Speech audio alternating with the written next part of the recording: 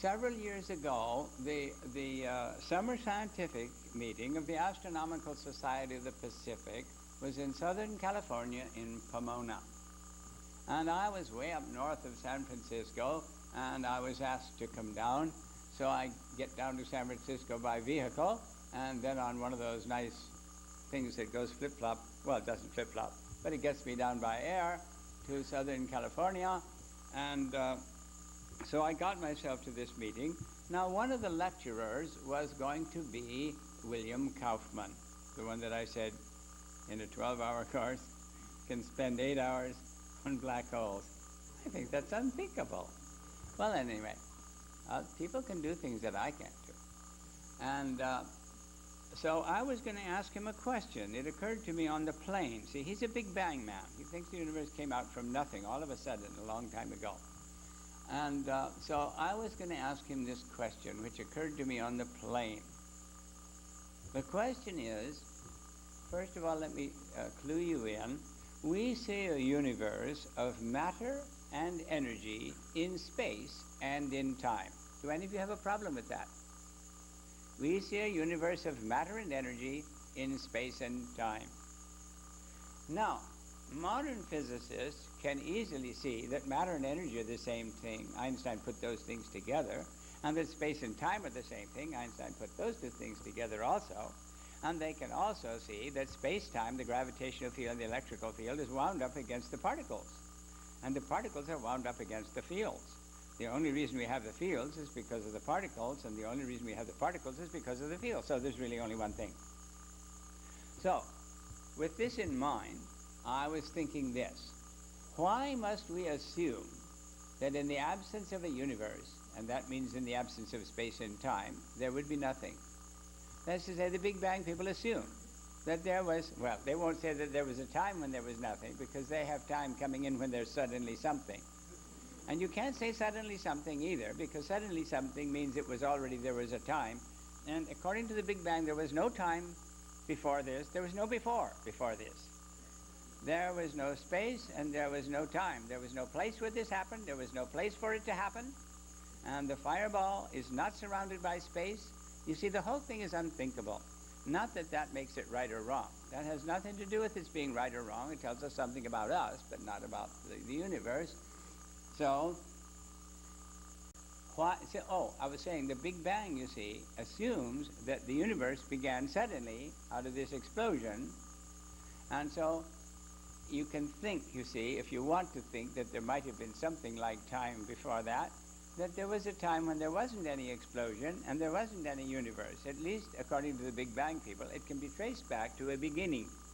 Not that the beginning had time before it, but the beginning has time after it. Got it? It's a funny kind of beginning with time after it, but no time before it.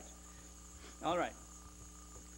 And so what I was going to ask is, why must we assume that in the absence of a universe and in the absence of space and time, there would be nothing?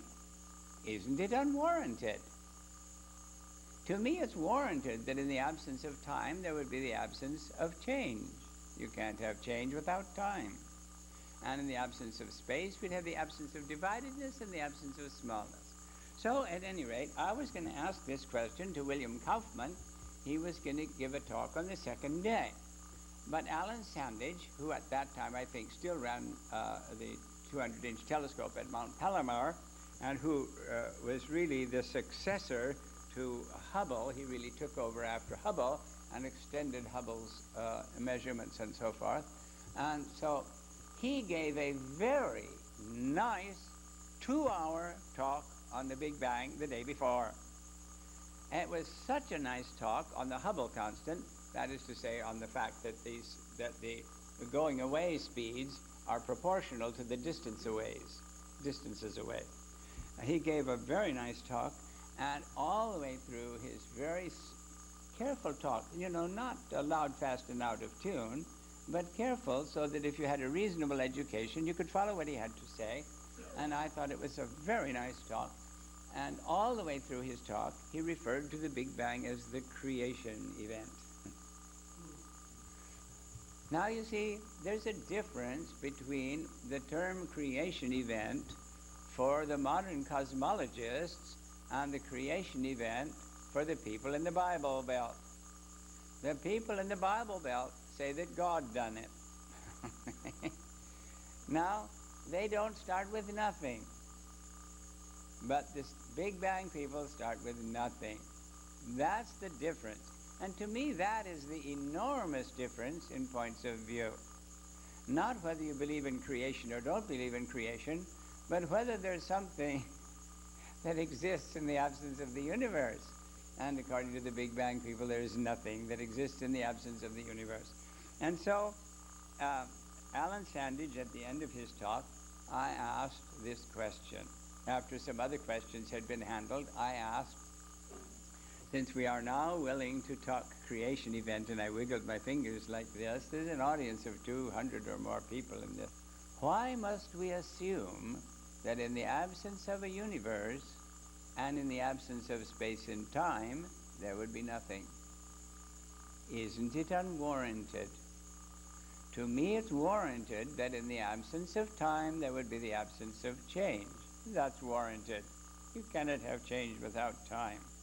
And in the absence of space, we'd have the absence of dividedness and the absence of smallness. Smallness and dividedness are space problems, and change is a time problem. So I said that leaves the possibility that behind what we see might be the changeless, the infinite, the undivided, which to me seems a long ways from nothing.